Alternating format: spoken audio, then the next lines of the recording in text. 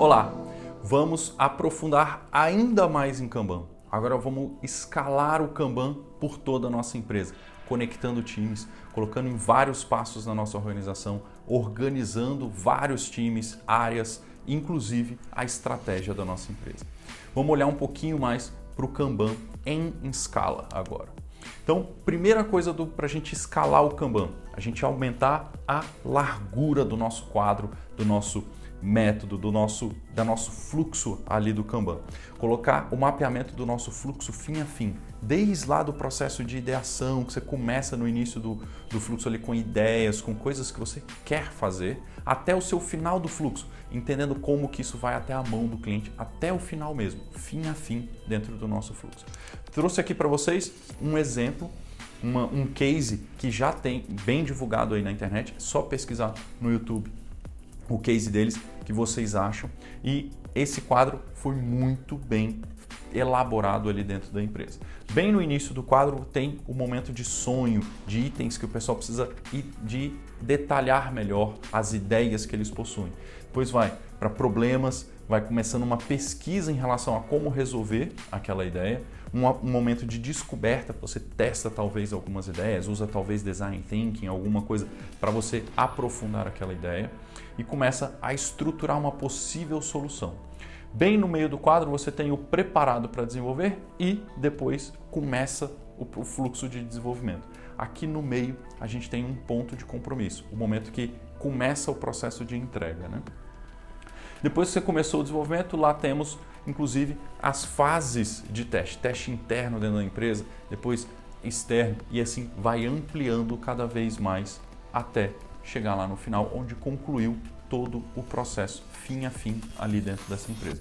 Então, o primeiro passo, a gente ampliar o mapeamento do nosso fluxo, inclusive tanto para o início quanto para o final, entendendo o processo de ideação, de como a gente descobre trabalhos novos até o final, até chegar na mão do nosso cliente, talvez até pesquisar a satisfação do nosso cliente, entender se aquilo realmente foi de sucesso. Então a gente olha para o fluxo como um todo, uma das formas da gente escalar o Kanban.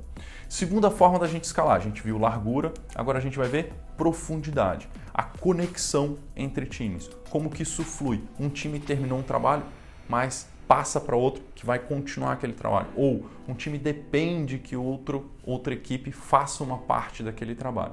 Então vamos ver como que isso funciona aqui no nosso cenário. Então a gente tem um exemplo de um time que tem um trabalho para ser feito e percebeu que precisa que esse trabalho seja executado em um outro time. Então ele manda esse trabalho para o Kanban do outro time, para o sistema Kanban, para o método, para a metodologia que o pessoal está usando lá no outro time, coloca um cartão lá para eles. Então eles trouxeram o cartão para o outro time aqui executar essa tarefa. E esse time percebeu um impacto que ele precisa de uma demanda de um terceiro time. Então aqui a gente tem uma conexão entre três times, ó, passa para o terceiro time que está atendendo diferentes tipos de demanda, diferentes áreas. Então aí esse time aqui conclui aquela atividade, devolve para o segundo time. O segundo time conclui a atividade deles, que devolve para o primeiro.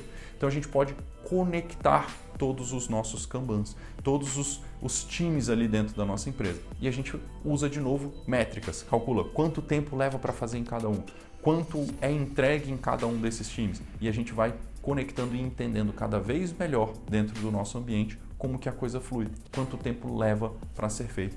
E aí a gente vai entender melhor por que esse item aqui nesse primeiro time está demorando um pouco mais de tempo, porque a gente vai entender toda essa dependência que aconteceu aqui até voltar para o primeiro time e o primeiro time conseguir concluir o primeiro trabalho.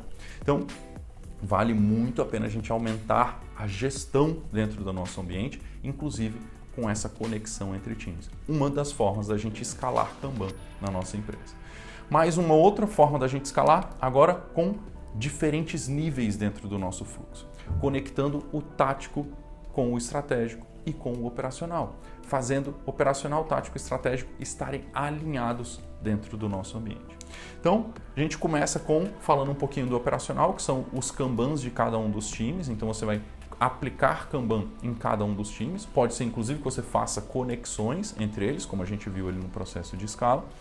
Mas vamos falar agora com outros níveis. Esse nível operacional, que é dentro do time, agora precisa falar com o nível de coordenação, que conecta e faz as coisas entre os times. Então você passa a criar um quadro Kanban e usar a metodologia Kanban aqui no nível de coordenação, que é a representação visual do agrupamento dos 3 times, de o que eles estão realizando. Pode ser que cada um desses times está fazendo uma parte do projeto, e aí a representação do projeto está aqui. Você vai agrupando, pode ser um produto, pode ser uma campanha, pode ser várias coisas. Dentro do seu contexto, você vai entender como que essas quebras são feitas ali e como que você distribui o trabalho dentro dos times. Agora vamos para um nível mais elevado ainda, nível de estratégico. A gente consegue conectar todas as coordenações que a gente tem dentro do nosso ambiente com um nível estratégico, com decisões que a nossa diretoria, que a nossa empresa está tomando, e a gente conecta isso tudo dentro da organização. Você toma uma nova decisão estratégica, já distribui para a coordenação de forma visual, que distribui para os times. Os times começaram a perceber algum problema grave que está acontecendo. Alimenta a coordenação com aquilo, que alimenta a estratégia com aquilo. Então você faz idas e voltas e faz uma gestão por toda a sua empresa. Então isso é escalar o Kanban por vários níveis. Aqui eu trouxe para vocês um exemplo de um Kanban de portfólio, que seria lá do nível estratégico, onde cada um das raias aqui é uma torre, uma área de negócio, uma estratégia definida pela empresa. Aqui na primeira coluna é o contexto estratégico daquilo. Depois vem para os projetos. E aí os post-its, aqueles são cada um dos projetos, das iniciativas que tem dentro dessa empresa. Então a gente tem primeiro a estruturação daquela demanda, daquele projeto, depois um processo financeiro de aprovação, de organização daquilo, se cabe no orçamento ou não, como o que pode ser feito, como e o que pode ser feito, até que entra nos passos de execução. Dentro dos passos de execução a gente coloca percentuais, porque ele vai ficar muito tempo dentro da execução. Então a gente vai representando o andamento dele. Então esses itens que estão mais no final, eles estão mais próximos de serem concluídos. Os itens mais para o início começaram há menos tempo, tem menos percentual concluído ali do nosso projeto.